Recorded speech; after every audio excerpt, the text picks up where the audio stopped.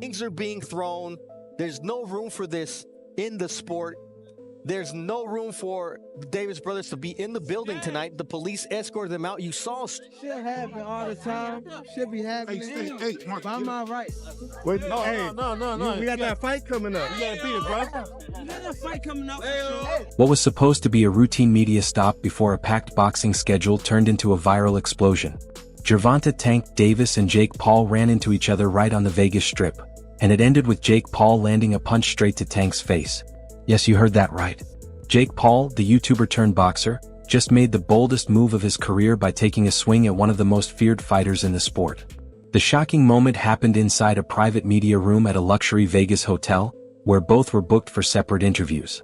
The world is now watching in disbelief. I gotta ask you, how real or what was to it with you and Tank actually being a thing? Was that something that was talked about? Yeah, no, it was highly talked about and in negotiations and almost ready to make happen, but he has to do his rematch with Lamont and get that W, and then we'll be able to run it back. But me and Gervonta were scheduled to fight for sure. The two had been trading shots online for weeks, and when they finally came face to face, it blew up instantly. No hesitation, just pure chaos. Oh, Lord. I'm sorry. I'm just in a silly, goofy mood. According to sources, Tank walked in calm, focused, and cold as ice. Jake, on the other hand, was fired up and loud. The tension had clearly hit its breaking point. And at that moment, no security, no flashing cameras, and no behind-the-scenes deals could stop what was about to go down. What's going on? What's up, Floyd? I can have what I want. Oh, you got camera. So what you supposed? In a split second, Jake stepped up and threw a punch. Not a slap, not a shove, but a full-on shot. That's when all hell broke loose. Phones flew, bodyguards jumped in, and the whole room turned into chaos.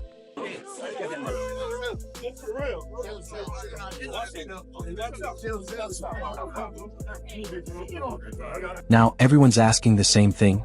How did it come to this? Why is a YouTuber picking a fight with one of boxing's most feared knockout artists?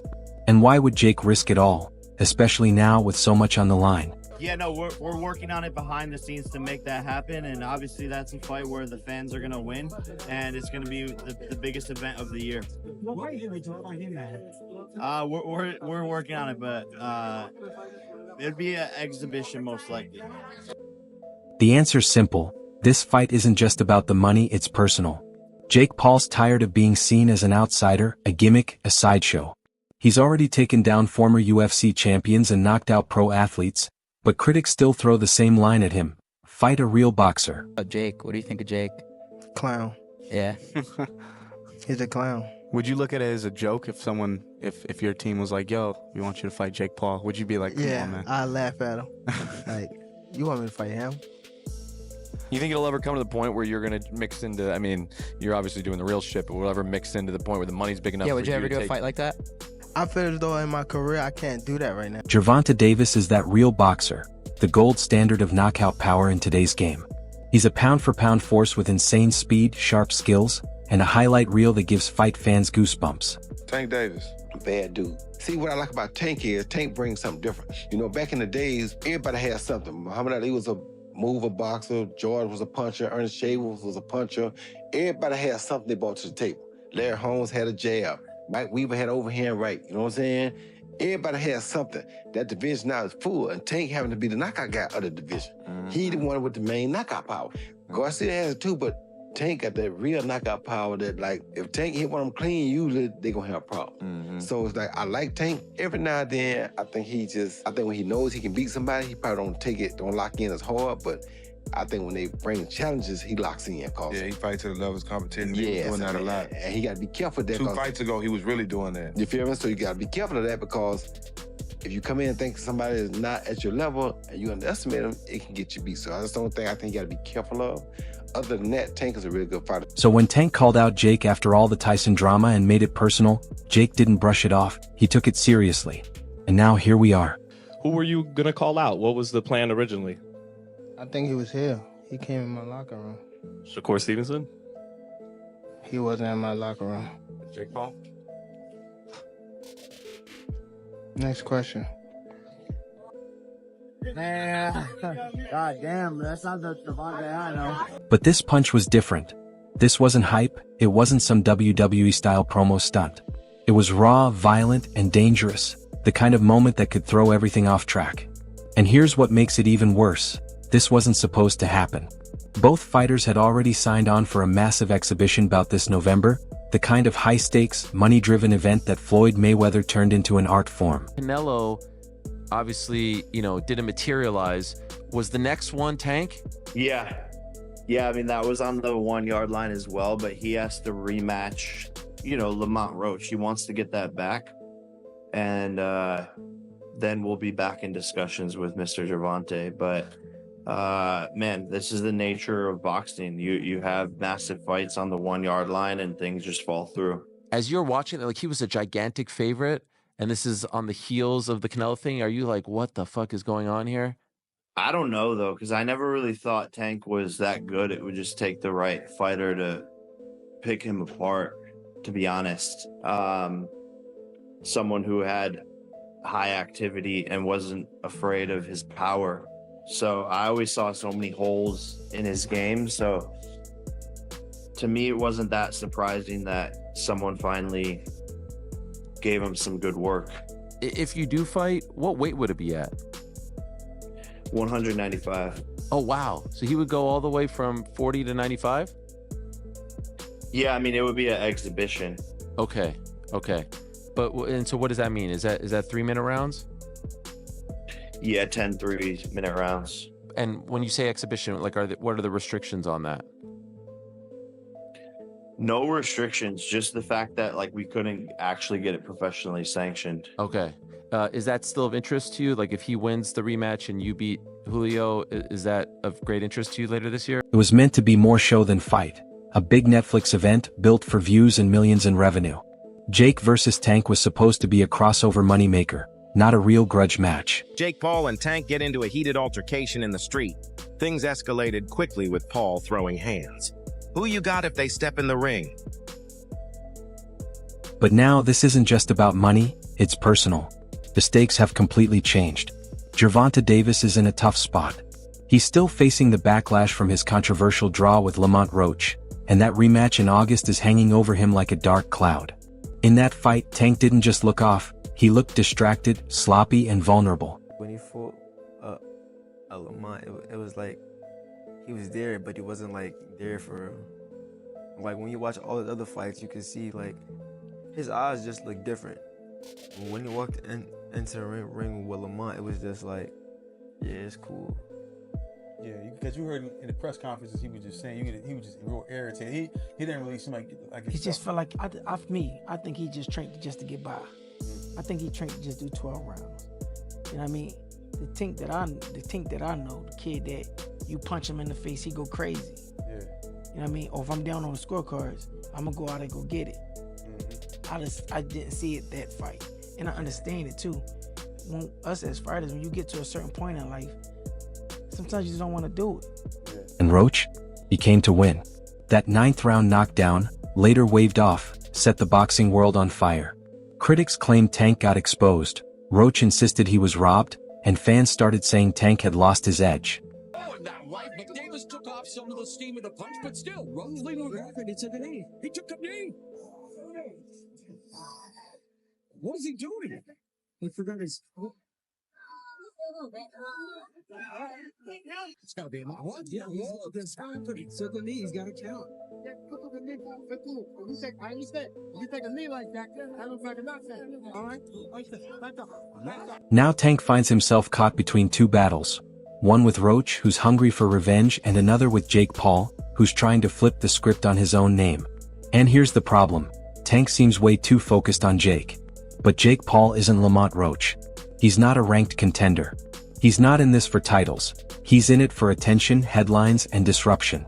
Still, the threat is real. Jake's not the clueless rookie he used to be. he's improved and he's dangerous in his own way. Is this Logan Paul? Is he a legitimate boxer? A legitimate boxer, yes. People mocked me when I was saying that before, but now I think people are coming around. I say, if this kid was not a YouTuber, if he wasn't some guy that you knew from the time he was like 16 years old on YouTube, and you just saw him box, and you saw him knock out former UFC champions, you saw him beat legitimate boxers, you'd go, this kid can fucking Jake's a heavyweight, walking around close to 200 pounds. He's younger, hungry, and has shown he can end a fight with one punch. Just ask Tyron Woodley. Meanwhile, Tank competes at 135, maybe 140 on a big night.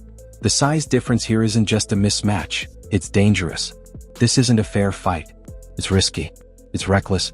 And deep down, Tank knows Jake Paul could actually hurt him. You fight, what weight would it be at? 195. It would be an exhibition. Okay, so it was going to be an exhibition, not sanctioned, but no restrictions. You can knock each other out and shit like that. It was going to be at a catch weight of 195 pounds, 10 rounds, 3 minutes.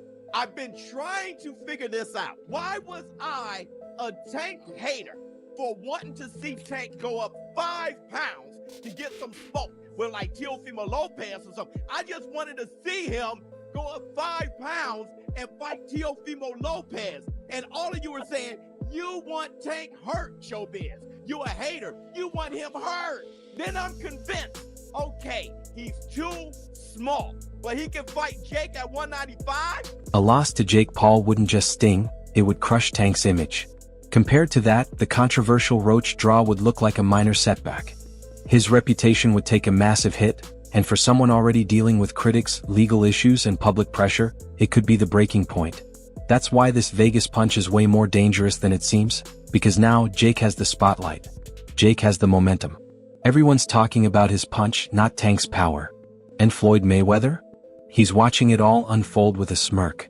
Remember, Floyd and Tank used to be tight, but now they're quietly at odds, and Floyd isn't exactly rooting for him anymore. He was like, I gotta do that. A lot of people don't know that what Floyd do.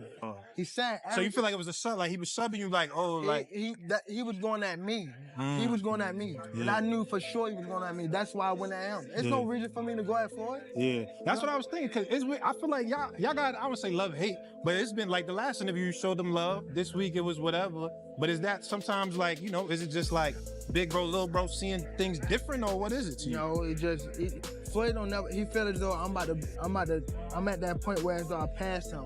And I'm doing it at a young age. Wait, like when Floyd was 29, you'll see, bro. Yeah. That deal that I'm talking about. Yeah. Oh, that's a part of the deal. He don't know about that yet. But that's bigger than his deal. Damn. Wow. And I'm just releasing It's it. exclusive. That's exclusive. Bigger than Floyd deal? Yeah. Tank, don't cap, nigga. That's a lot of bread. You'll see. It's gonna come out. Floyd was reportedly furious when Tank split from Calvin Ford, the man who helped build him. And now, in a surprising twist, Floyd's been seen training none other than Lamont Roach, Tank's biggest threat right now. It's personal and it's getting messy. Shit, he better. he better take me serious, but I don't think so. I think they training. I think they're training as hard as they can. You know, I think they trying to put a little mastermind squad together to coach for this fight, and you know, it's gonna be a good fight. I'm gonna tell you like this: we're preparing for the best Gervonta Davis that's gonna be, you know, that everyone's ever seen. That's what we're preparing for. We're not preparing for a guy who might not be focused. We're not preparing for a guy who might be lazy or anything like that. We're preparing for the best version of him. It feels like Floyd's making his final move. He's no longer pushing Tank to greatness, he's now backing the guy who could bring him down. And with all the chaos around Jake Paul, Floyd's likely thinking what most boxing fans are asking. Why is Tank wasting his prime chasing clout fights? Paul didn't say you got your eye on Tank. What do you think about the rumors of Tank and Jake fight now? Man, Tank disrespectful to the sport if he choose that over fighting with me. I'm the best fighter in the sport. I've been telling him that, and he called cap on it. So if you want to call cap and say I'm not who I say I am, come prove it. Tank Davis is a once-in-a-generation talent, but his recent choices suggest he's burning out. He's talked about retiring, gotten into constant online drama, let his discipline slide, split from his longtime trainer, and is now focused on fighting Jake Paul instead of facing top names like Shakur Stevenson or Devin Haney. It feels like the game is slipping away from him. Tank Davis, Lamont Roach. I think we need to start with that one. Yeah. What transpired in that fight was astounding because you have to remember Tank Davis was a 16-1 favorite going into this fight. Lamont Roach, while a WBA champion, was moving up from 130 pounds, and no one thought he had a chance. And the general demeanor of Tank Davis going into this fight was like, hey, man, I'm kind of done with this. I got 3 fights left. I'm going to be done by the end of 2025. I don't really like this sport anymore. Kids, don't do this. Go into soccer. This ain't... Meanwhile, Jake is handling this like a pro. He's creating buzz, stirring reactions, and now he's got people seriously wondering if he could actually beat Tank. And that's the scary part. Because once fans start asking what if Jake wins, the whole fight shifts from entertainment to a real threat. Tank was looking past Roach, and he wanted that Jake Paul fight, which I think Jake Paul would have beat. Jake is way too big. Tank is 5'5", 135, soaking wet. Y'all think Tank is too small for 140. He ain't beating no heavyweight. I'm not joking. I don't think he would have hurt Jake. He would have to jump up to reach him. I don't think he would have hurt him. I tell you this, it would have gone the distance, and people would have been laughing their asses off. And it wouldn't have been good for Tank's brand. I tell you that. That fight would have went the distance.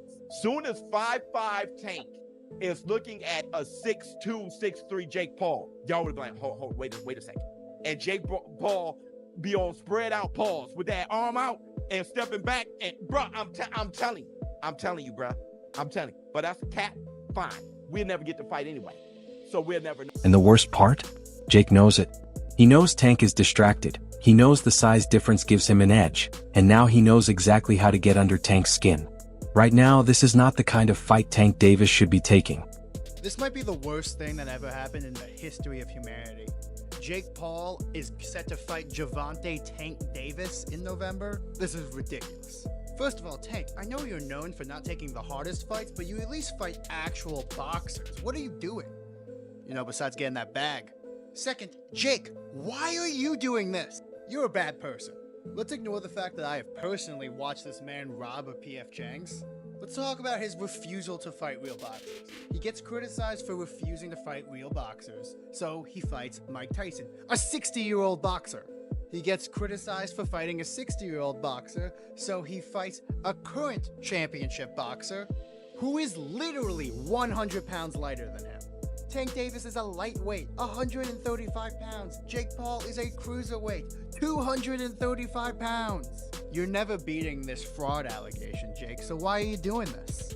What do you guys think of this fight? And don't tell me anything good. Say it in the comments, though. If Tank steps into the ring against Jake Paul trying to make a statement instead of staying focused and disciplined, that's when Jake has a real shot.